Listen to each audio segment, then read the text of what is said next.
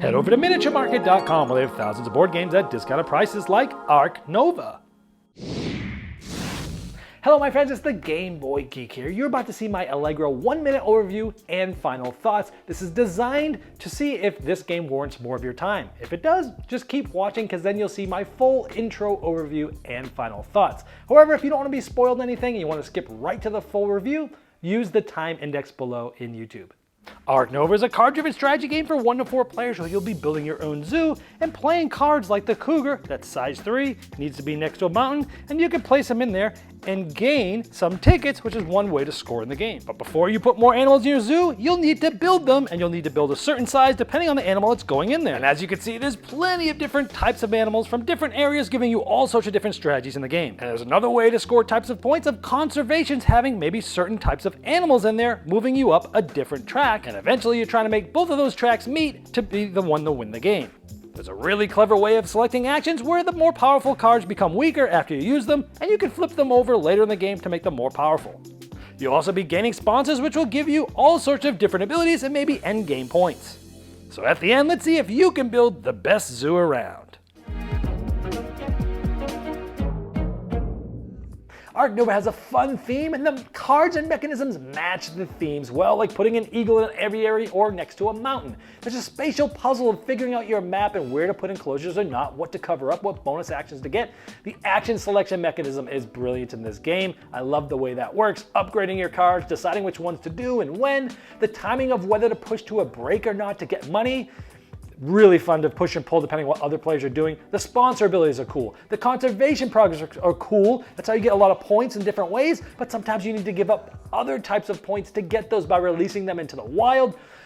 The converging score tracks is really cool. I really enjoyed the game. On the negative side, the deck is so big, your strategy, the way you're going, the cards just might not come up because there's so many cards in the deck. The game's definitely long, 2.5 hours with 2 players, 3 hours for 3 players that even know what they're doing. It's a little long for me, and I prefer a game with a little bit more player interaction than this one, but overall, I gave it an 8. I really like this game. It's solid. I'm not quite as high as everyone else on Board Game Geek about it, but it is a fantastic game. You should know by now if it's for you, Ark Nova. Hello my friends, it's the Game Boy Geek here, and today we're going to be building our own zoo, creating enclosures, filling them up, getting sponsors, getting partner zoos around the world. Today we're talking about Ark Nova, one of the fastest games to rise up the Board Game Geek ratings. Let me show you how it's played. I'll see you on the other side.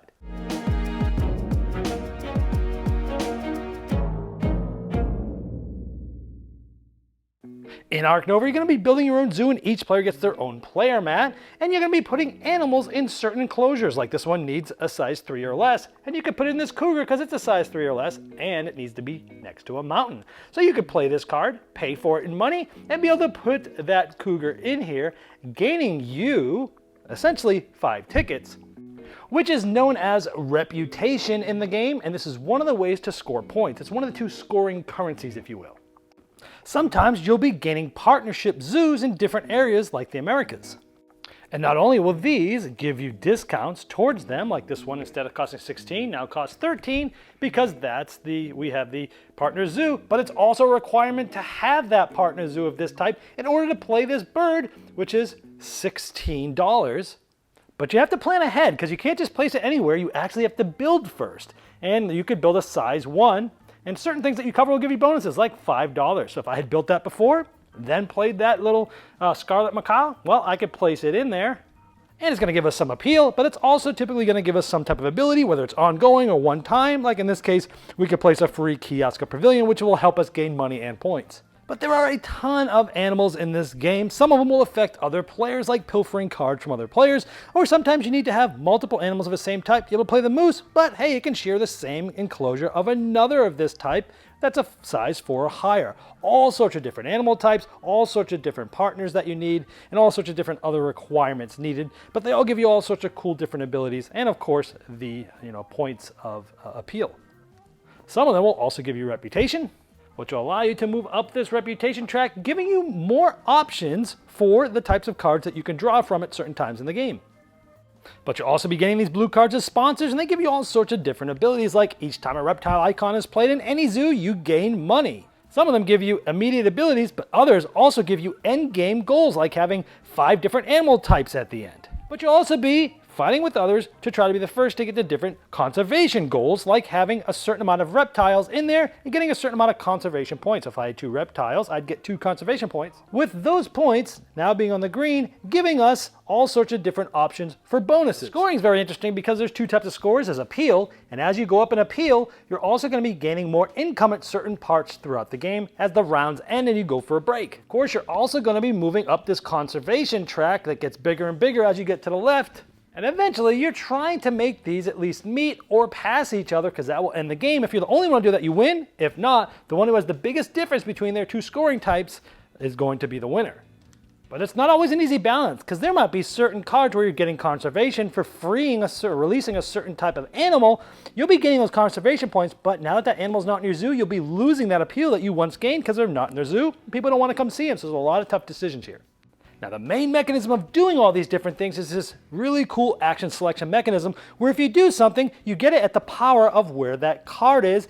And so the more to the left, the less powerful it is, the more to the right it is. But once you take that powerful action, things are going to slide down. And if you took this again, it's going to be weaker. And as I mentioned earlier, certain things will allow you to flip these over to give you more powerful versions of those actions. And this might look like your zoo once you've gotten towards the end of the game where it's filled up and you're always building off of something else from an adjacency. So you're building out your zoo as the game goes on. Now, there's a ton more details of how to play this game, but this should give you a pretty good idea, high level, of what you're trying to do in the game. All right, well, there is Ark Nova. First of all, let me tell you what I liked about the game. Definitely has a fun theme. I like animal themes, I like zoo themes, and I enjoyed this theme. I like the art on the cards. I like that most of them are just photographs of animals and such, but it really still does just draw you in. I like that the theme matches the cards. You look at the animals, like an eagle, one of the eagles, for example, has to be in an aviary or it could be in a regular, larger enclosure by a mountain. And I like that all the cards are sort of thematic with the animals. It really draws you in, keeps you the continuity of the game with the theme and what you're really trying to do. I like the spatial puzzle aspect of the different map boards, and you're building things up. You're like, oh, I got to bring out this 5. Oh, the 5 is shaped like this. If I do this, I can cover this, this, and this and get this bonus. But if I put it here, I won't have enough for my 4 over here. So it is that spatial puzzle as well that you're working on. I enjoyed that. I love, love, love the action selection mechanism of picking something that's a certain amount of power, getting it for that power, and then it slides back to the weak. So if you want to take that action again, it's weaker. And sometimes you'll need to wait until that action gets to the power that you need it to get to. So you've got to be doing other things of cards that are already more powerful than it. So you're trying to figure out, okay, what can I do that's over here to slide this card up? Or maybe get those X's that allow you to sort of take an action power more powerful than it really is at. I like that flexibility as well. I also like upgrading the cards, and I like that you can't upgrade every single card during the game, but most of them. I like that, and the cards give you just more and better things that you can do, and you've got to decide which one to upgrade and when. Also really great choices. I like the timing of sort of pushing towards the break or not. Breaking will get you to the end of the round, which will get you more money. If you're running out of money and other people still have some, you kind of want to push to the break to make sure they can't keep doing things while you really can't be having big turns. But maybe it's the other way. Maybe you don't want to push the break because you've got more turns and more things you want to spend money on, but other people are broke. So I like that push and pull of that as well. I like the sponsor abilities. Some of those linking together with other sponsors, some of them giving you end game goals. I didn't even show the end game goal cards in the overview, but there's actually 2 end game goals you get at the beginning of the game. And at a certain part, you've got to pick which one you're going to go for. I like those as well. The conservation projects, it's one main way to score. And the big thing is, the base ones are like, hey, have 2 or 3 or 4 reptiles and get this many conservation points. But some of them later in the game, as I showed you, are like, you need to release things into the wild and you've really got to do some math because you're like, okay, if I do this one, I'm going to get, X amount, I'll get 2 conservation points, but I don't have to give up anything. This one's going to get me 4, but I've got to give up 7 appeal. So you look at the tracks, you look at both of them and go, okay, go back 7. It's going to go up 4 versus just going up 2. Which one is better for me right now? Do I have any other end game goals that are looking for different animals or the most animals or the biggest animals or the smallest animals? A lot of things to think about there. I like that. I like the converging score tracks. I first saw this in an older game called Rattlebones, where Rattlebones is working the opposite way of everybody else, and when whoever meets him first wins, and that ends the game. This is basically the scoring of Rattlebones, a little family game from Steve and Glenn there, and I think it was Rio Grande Games. So overall, I really enjoyed the game. Now let's talk about the things I didn't like as much. The deck of cards is huge, which is a positive because there's just plenty of strategies, plenty of different things. You could play this game 3, 4, 5 times and still might not really see all of the cards for sure.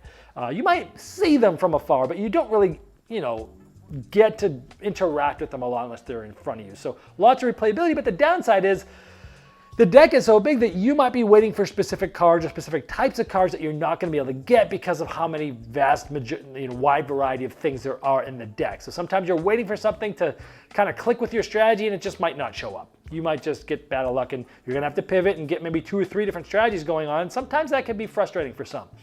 The game is definitely really long. Even with 2 players that know what they're doing, have played it multiple times, you're probably in it for 2.5 hours. 3 players, it's closer to 3 hours. That's a long game. For most of the game, I'd say it doesn't feel long, but I do wish it was a little faster, just for me personally. I would have liked that the engine maybe had built up a little faster over the game, having the same excitement in Ark, but I feel like the last third of the game, if it was like 2/3 the length it was, I think it would have been perfect for me. But with that being said, it's still a really fun game and I did enjoy it. I tend to prefer games that have more interaction. This tends to be a little bit more multiplayer solo Euro style game. Now granted, you can take cards from the middle of the board that other people might want. You can go to spaces in the association that people might want. Yes, there's a couple of those take that cards, but that quite honestly felt a little bit tacked on. So they'd say, well, they can't say there's no interaction. There's cards that directly interact with people, mostly in ways that people don't like. I didn't really like those cards as much. But many people love multiplayer solitaire games. So if this is you and you like those multiplayer solitaire Euro games, it's not as bad as many, but the game doesn't have too much interaction. I like games with a little bit more interaction. Now, with all that being said, I really enjoy the game. I don't typically talk about scores in my reviews, but I gave this an 8 out of 10 on Board Game Geek, which is an excellent game. And right now, this game is on Board Game Geek at number 9, which is insane for a game to be up that high, having not even been out for a full year yet, having barely been out for a couple months in most of the world. And I looked at that, and the average rating is 8.67. It has about 11,000 ratings. And so I'm definitely less excited about this than most people. But 8 is still an excellent game, which means most people are over the moon about this game. If the average was 8, this game would be ranked right around where Cascadia is at like 71.